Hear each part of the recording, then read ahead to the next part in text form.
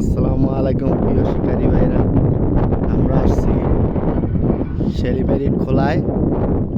আমাদের রুবেল ভাই প্রতিমা দত্ত আসছে, দেখি দেখা যাক কি করে।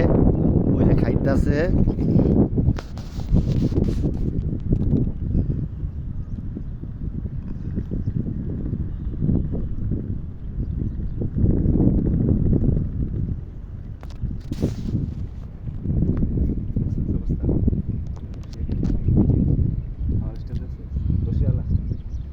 মাছ পাইছেন ভাই? কিরকম পাইছেন?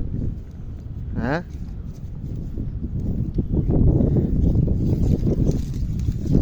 ও ভাই অনেকগুলা মাছ পাইছে। হ্যাঁ,